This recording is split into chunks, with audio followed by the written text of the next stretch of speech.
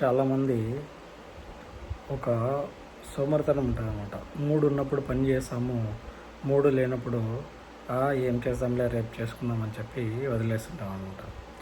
అట్లా నీకు మూడు ఉన్నప్పుడు మూడు లేనప్పుడు దాన్ని బట్టి నువ్వు చేసే పని వల్ల ఏమవుతుందంటే రేపు చేయాల్సిన పని పెండింగ్ పడిపోతుంది. రేపు చేయాలనుకున్న కార్యం నువ్వు చేయలేవు.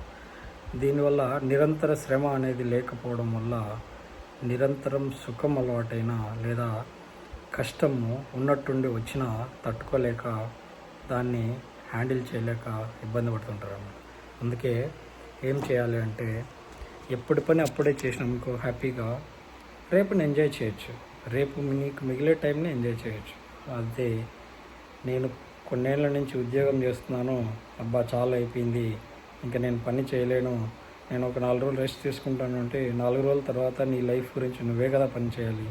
4 రోజుల తర్వాత నీ తిండికి నువ్వే సంపాదించుకోవాలి కదా. 4 రోజుల తర్వాత నీ ఫ్యామిలీని నువ్వే చూసుకోవాలి.